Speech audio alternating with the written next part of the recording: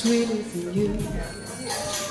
Hey, how you doing? My name is Nobla. Before we get to the episode, can I just clarify one thing? I will always be late when it comes to posting these videos, because to my knowledge, how Skam Netherlands works is each episode will end at any point of the week, but a full episode airs every Tuesday. And since I can only film these videos every Saturday, I'm gonna be an episode behind every fucking time. Is there anything I can do about it? No. Unless I am Jesus and I can switch the days around.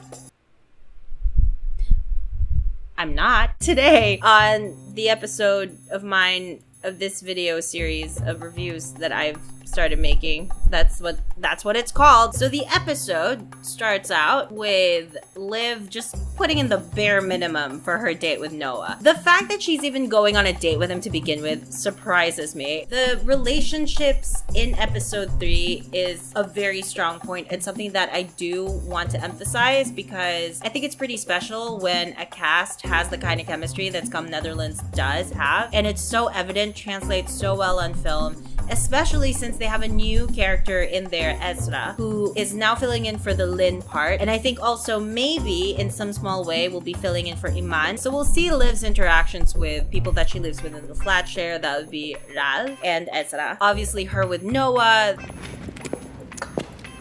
Blijf staan. No. But they're just electric together. There's no denying. So seeing them have a full scene together in this episode, my heart was thumping beyond. But by far my favorite of the interactions and of the chemistry that I get from Skam Netherlands is between Isa and Liv. These two best friends are the ultimate best friends, and they are the most best friends that have ever best friended in the entire best friend world. That makes perfect sense in my head. And if that doesn't make sense to you, watch Skam Netherlands. The fact that Isa is so in tune with her best friend and understands the slightest difference in the way that she acts that day, things that she's overdoing, things that she's not doing. Isa's like on Liv. Ja, het is Shirley weer mij naar boven, Liv Reiners. Ja, nou, doe maar rustig hoor, Shirley. And the moment that she senses something, she doesn't hide it. She's like, hey Liv, I feel like something's wrong with you. And fucking Liv, obviously the person that she is, has to conceal everything and be like, nothing's going on, I'm completely fine. I do want to point out as well that scene, there's a clip of the two of them getting ready for the benefit that Ego put together. And so they're in this salon, this pink salon, and they're sat in line, the three girls. There's a specific shot there that I'm like, in love with. I don't know what they were doing to their nails, their cuticles. I'm supposed to know these things because I'm a girl, but at the same time, I have a penis, so I feel like I have a good excuse to not understand what happens in mani-pedis. Gender roles exist, don't abolish them. It's both really funny and aesthetically pleasing. The combination of those two things is exactly what Skam Netherlands is. A perfect visual and comedic timing. Fuck yes, I fuck with this show. And I will never stop. Never stop, never stopping. So the two of them go to this church that I think is part abandoned. I'm not too sure, but they go to the church because apparently this is the place that Noah likes to go to when he wants to be alone and be a sulky little like mutt. Echo!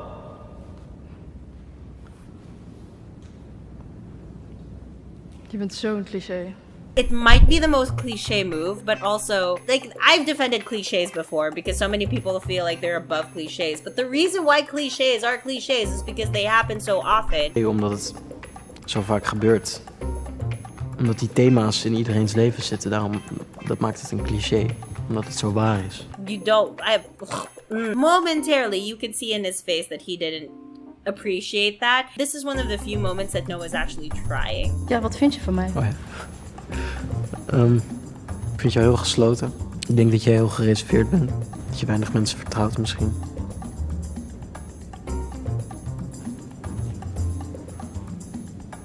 Vertrouw je mij? You're trying to get...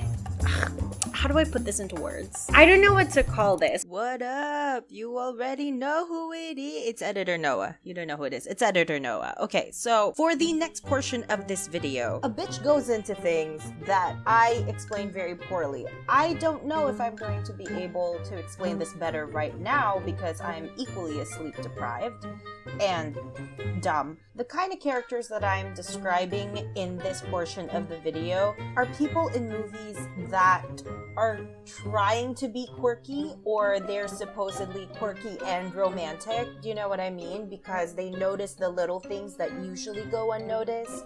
So they'll say little things like, "Oh, I know that you like lying on the carpet at 2 in the afternoon when the sun is at its peak and that carpet is warm. I know that you like your wine with fucking ice, but only if the ice has been frozen solid for 3 days. You have a scar on your knee and it's it's the shape of a sunflower. You enjoy paintings, so you hang them up above your bed, but only if your bed is facing north." The point that I was trying to make in this is that I'm glad that Noah didn't go that route. I'm glad that the writers of Skam Netherlands didn't go that route. This conversation remained organic and true to who these two characters are and what they would look like as a couple, or simply as two people that care about each other. He talked about things regarding Liv that he had noticed about her but are not skin deep. And Liv would agree, because by the time that was done, she was ready to offer herself to him. And I've also seen the clips for episode 4 at this point, and yes, I have cried. I also felt really bad for Engo by the time the benefit was happening and she hired these like dancers from Tallinn, and the dancers, once they performed, genuinely looked like they practiced for exactly 8 minutes. You know who fucking Engo should have had on stage instead? Ezra. And she's a species above everyone.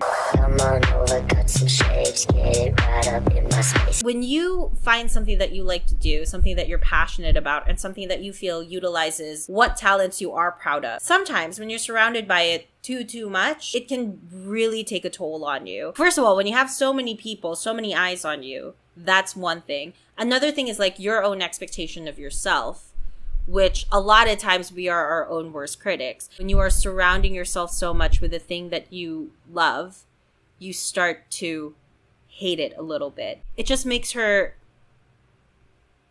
a lot more believable as a character. Overall thoughts on Skam Netherlands, I love it so much. Who is shocked? No one. Shocktown, population 0, to be honest. I love the two of them together. I love all of the relationships, all of the interactions, all of the friendships are so fucking good. I'm even interested in Isa and Kes and what's gonna happen there, even though I really wish that Isa and Kes would not get back together. That's about it. And I'm pretty much done. Okay, I'm scared. Is someone else here? Oh, okay. I'm fine.